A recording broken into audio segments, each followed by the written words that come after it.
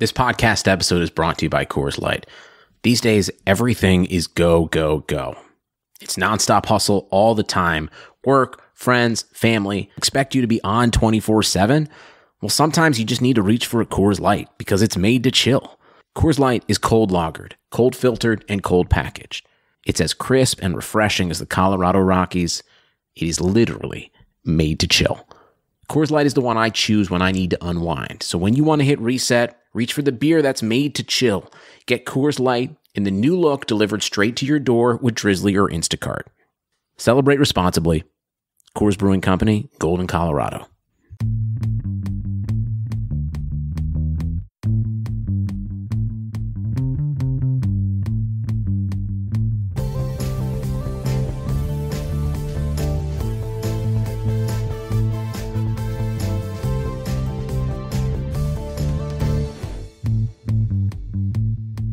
Welcome back to Short Shifts, and I'm welcoming myself back, Lewis. It's so good to be back on the bench with you after missing out on Thursday's record, but I will say I very much enjoyed the experience of waking up to a new episode of Short Shifts. So thank you, and thank Elon for pinch hitting for me.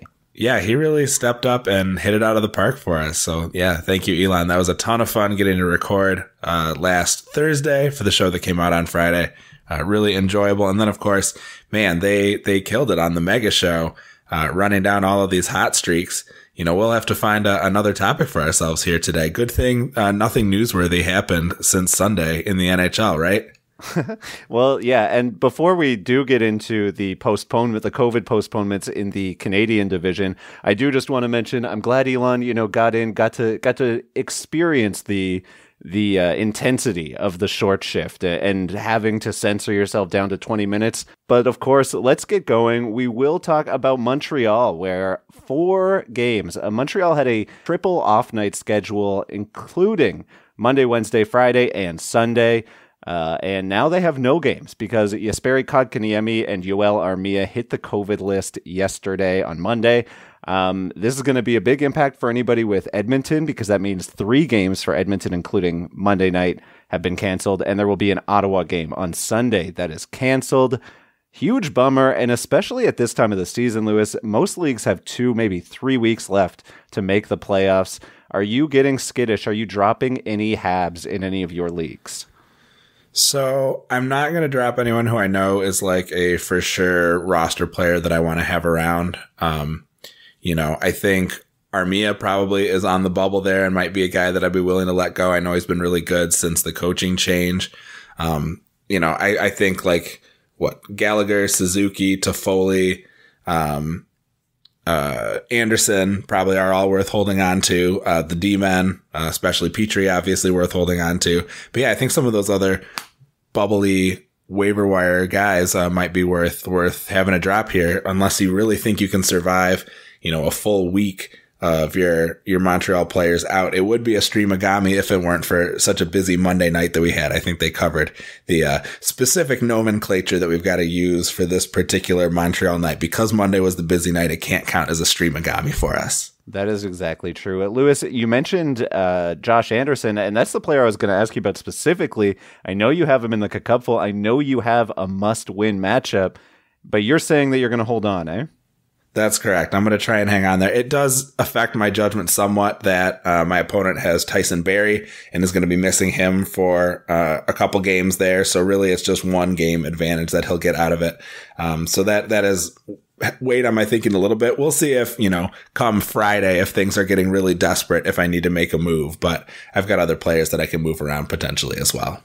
All right, well, let's hop into the injuries and outjuries section here because we have a ton to get to. First of all, in Florida, where just before puck drop, we learned Alexander Barkov was coming off the ice, and he is missing tonight's game. In his place, Noel Acciari has taken over on the top line between Carter Verhaeghe and Anthony Duclair. Huge bummer for Barkov owners like myself, who was desperately depending on his start tonight as I go up against Elon in Tier 1 of the Cupful. Yeah, I was going to say, I know that you're talking about me having a must-win week and you're in a little bit better of a position, but I would say at least for your pride standpoint, I think this is pretty much a must win for you as well, or at least a huge clash of tier 1 juggernauts in the Keeping Karlsson family. Yes, but I mean, what do you do with Barkov out? I mean, a bit of interest in Noel Acciari, but obviously keep your eye on the Twitterverse tomorrow to see what's going on with Alex Barkov. Hopefully he's back in time for later this week. In happier news, over in Nashville, we had the very sudden return of Roman Josi tonight. Totally unexpected. He was at practice skating with the team today, and then an hour before puck drop, they announced he's coming off the IR list. So nice boost for that top power play in Nashville, and they instantly scored. Yeah, he's following in the proud tradition of Mattias Ekholm in coming back and having a big impact right away. We know Ekholm got 2 goals in his return. Obviously, the Nashville game will be finished by the time you hear this, so we'll know if Josi put up any other points, but great to have him back, certainly. A big boon, I'm sure, both really for the offense and hopefully for the goalies as well in Nashville. Maybe he can help them get right as they have been trending a little bit more positively lately. And of course, they've got these 2 matchups versus Detroit here this week. And so, Lewis, you mentioned Mattias Ekholm, who we've talked about as somebody, a defenseman who you could grab to find some really nice value off the waiver wire. Do you think that the return of Josi, therefore putting Ekholm back down to power play 2, makes him droppable in most spots, or do you think he's still valuable? So he's interesting. He was somewhat of a contributor here outside. Obviously much better once he was, moving up in role and importance. Still someone who very much is on the potential, trading block, but I would imagine that wherever he ends up, if he's going to a contender, he's not going to step into a power play 1 role there either. So yeah, I think he definitely takes a hit. I think you should be evaluating how much he really brings to you, in your particular setting. But watch the ice time, check Frozen Tools after the game, see how he was deployed, and then try to make an educated guess there, as how it might move forward. But yeah, I would certainly be casting a skeptical eye as we get into crunch time and people are really trying to find, whatever they can out of the waiver wire to stay ahead in their leagues. I think that Mattias Ekholm, to me, in a bangers league, I think maintains value where he shoots and blocks quite a bit, or has been since returning from the injury you mentioned before. Averaging almost 3 shots a game from a defenseman. That's pretty good. So I'm still holding on to him in the cupful, and any league where his shot rates, as long as they stay consistent, I think he's still a very good fantasy option. We will move forward in the show. We have so many injuries and outjuries to get to, and this one is probably the most predictable one that we will cover, maybe in the history of short shifts. Antti Raanta hurt once again. This news story began, or my plan for our discussion began, when there were reports yesterday that Darcy Kemper could be out longer than expected. So it kind of looked like, okay, Ranta's been good, .937 save percentage since taking over for Kemper after he got injured in the game on March 8th. Just 1 win, but did have 3 quality starts in that stretch, followed by a tough outing versus Colorado last night and Monday. But he definitely outdueled Adin Hill, who you and I had discussed prior to or after the Kemper injury, rather, as a possible third option in Arizona who could outduel Raanta after he struggled earlier this season. Obviously, not what has happened so far. Adin Hill not posted a quality start in any of his starts since the Kemper injury. The Yotes have the Avs again tonight. Hill will get another chance. And then there's a back-to-back with the Sharks later this week. So Hill might get 2. He'll probably get 2 cracks. He might even get 3 if they're desperate. Yeah, so, I think you would have to be pretty desperate to put Hill out against Colorado. Obviously, again, a game that will be done by the time you're listening to this episode.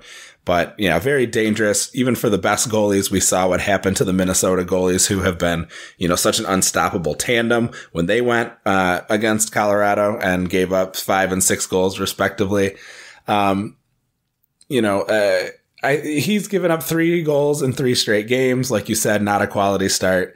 I would be very skeptical of, grabbing Arizona goalies, maybe streaming them in against, teams like San Jose, like Anaheim, where the threat is not nearly as dangerous. But yeah, a couple games, they've got these San Jose back-to-back sandwich between a couple Colorado games. I think those are very dangerous starts for whoever the Arizona goalie is who's going in, especially when Adin Hill has not impressed us the way he kind of had over 20 or so games over the last couple seasons. Yeah, I think you're right. It's a desperation play at this point. If you need a start, keep an eye on the schedule. Obviously, it's too late for you to get Adin Hill in tonight for that dangerous Colorado game that we talked about, but he might be an interesting play against San Jose later this week. So keep an eye on that. In Boston, we found out that they're still on the COVID hiatus. We haven't heard any cancellations for later this week, but we did hear that Tuukka Rask is expected to be back at practice on Wednesday. So if you're holding on to Jaro Halak, you held on to him through their COVID pause here, he may be worth dropping to the waiver wire ahead of tomorrow's game. And one other injury I want to mention quickly was Bo Horvat, who went day-to-day ahead of Wednesday's matchup. He blocked a shot, appeared to injure the foot. Could be JT Miller's time to shine as the 1C in Vancouver, though I am being sarcastic. I think it's kind of a bummer for everybody, except for JT Miller, who now gets to play with Besser. And then finally, Lewis, one more injury in Buffalo. Linus Ullmark, back at practice. He's out for this week at least. He could be back next Monday. Can you trust a Sabres goalie at this point, given what we've seen from them in Ullmark's absence? So this one to me very much comes down to how your league scores. If you are looking at rates, if you're looking at goals against average, those are things that I might be quite worried about with him, just because the Sabres, and especially wins, I should say, the Sabres have been so punchless lately. It's just obviously been a very bad situation, especially once Eichel went out, seemed to be very demoralizing. If you are in a league where you're going to get credit for saves or where you'll get, kind of set up in a point setup, the kind of thing where, say, Cam Talbot's start last week where he gave up 5 goals, but it was on 55 shots. It was still worth a fair amount points wise. That's the kind of, not that I think that the Sabres are going to give up 55 points, or 55 shots, but, that Ullmark, is going to face probably a decent number, but unfortunately a lot of them might be some pretty high quality scoring chances. So I'd be a little bit worried about, starting him against some of the better teams in that league, or in that division, which really seems like everyone other than the Sabres. I think he's interesting for volume. I do like him above Adin Hill. I think that the Sabres are going to rely on him once he's back. So I hope he's back at 100%. That's the guy that I like, out of the 2 goalies that we've discussed so far. I would definitely prefer Ullmark to Adin Hill because Ullmark has at least showed us something this season, whereas Hill has not been able to do so. Yeah, both desperation plays to me. Neither guy that I'm running out to get and make sure that I get them in my lineup. Lewis, we got to take a break. You're listening to Short Shifts. The economy is made up of real people doing real stuff, and it affects everything. Which you obviously know since you're a real person doing real stuff. Marketplace is here to help you get smart about everything beyond the what of the day's business and economic news. We dig into the how and the why with the real people driving our economy. From big tech and interest rates to small businesses and what's happening at the Fed, Marketplace breaks it all down so you don't have to. Listen to Marketplace wherever you get your podcasts. Welcome back to Short Shifts. Lewis, why don't you start us off here on our streak segment? All right. Well, on the Sunday show, you may have heard Brian and Elon sent up the bat signal with regards to Blake Wheeler, our opinion on him after Sunday's mega show. This is a guy who did score on Monday, so maybe the panic has subsided a little bit, but this is a guy with just 3 points in his last 9 games. He's on pace for 69 points. This would be his first time below a 70-point pace in 6 years. We've seen his shot rate continue to decline ever since 2017. His 5v5 scoring rates have been dropping for years as well. Really, the only thing that's keeping him propped up right now as a top-tier option is this very productive power play in Winnipeg. I think we're starting to see Father Time start to catch up with Blake Wheeler, who has really kept him at arm's length here. Now, 69 points obviously is a great pace, very strong. Not saying that this guy is washed yet, but I think we should be a little bit concerned with how, long this slump has sort of extended. How are you feeling on Wheeler right now? What do we do with him at this point?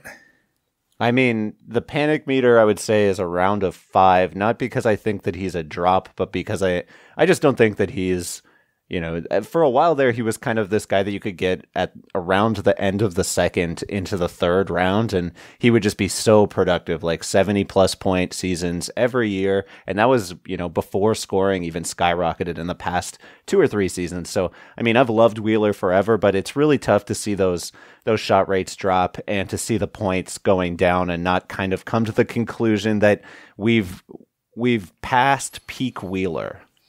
Yeah. And the problem too is with those shot rates, continuing to decline is when he's not scoring, he's not giving you a whole lot in other realms, a guy who can give you some occasional hits, but, not someone who is dripping with periffs for you when he's not putting points on the board.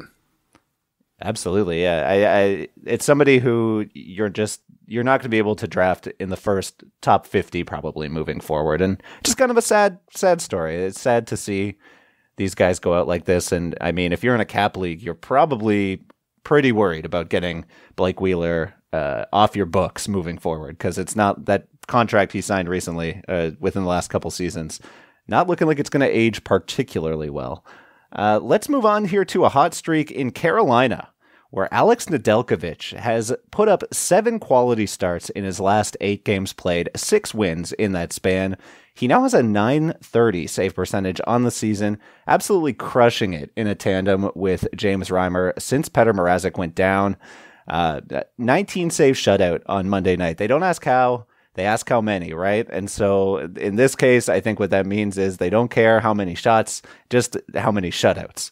And that's the thing. He's not going to always have the best rate stats because of the fact that he's behind a team like Carolina, who's so good at limiting chances. But I mean, this is a player who has been phenomenal so far in his cup of coffee with the team.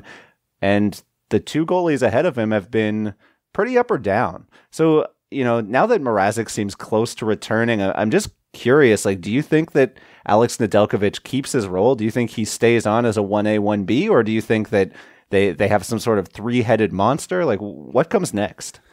It's so hard to read the coach's minds in these situations where you run into a crowded crease. I do think that you can't deny what Ned has been able to put together for Carolina in his stint here. And I wonder too if he maybe has kind of Wally pipped Reimer to the point where, he's kind of seized that at least that second position as kind of a 1B style guy. I have a hard time imagining that they're going to try to run with 3 goalies, but, I'm not super familiar with their cap and contract situation, so I don't want to delve too much into that. What I will say is it is a little worrisome with Mrazek coming back. I imagine that Carolina is going to give him a shot to reclaim his job here when he returns, but a few shaky performances and, with such limited opportunities to earn points in the league this year, we might see Ned continue to get a run. Just as easily we could see him, potentially get shuffled off. So it's really tough to say. There are a lot of goalies who could, maybe stop 19 shots if they needed to, with Carolina shutting things down and giving them run support. So how much of it is his own personal performance? How much of it is, what the team is kind of doing for him? I think those are valid questions here. I would be a little nervous, if I was a Nedeljkovic owner, thinking about, Mrazek's return, but I would be hopeful that maybe they would reward him for his effort and maybe find some way to do something with Reimer. I get the feeling that pretty much anything is on the table in this situation where, I would guess that they probably would contractually, they have nothing owed to Mrazek and Reimer after this year. So I don't think that, we're looking at kind of an incumbent situation where they kind of have to pay homage to the incumbent. I think that there's lots of room for Nedeljkovic. He's been marked as the next guy for a while. And so they definitely have reason to keep playing him. But at the same time, if they can't move out Reimer or Mrazek through trade, it's going to be really tough to juggle those 3. I could definitely see one of those goalies first being shopped. I'm talking about the veterans, and then eventually potentially one of them being waived to try and keep Nedeljkovic on the roster. But I think that this is something you're going to have to play day by day. If you're looking for really good rate stats, really good wins, then I might sit on Nedeljkovic if you have the roster space, just to make sure you have first right.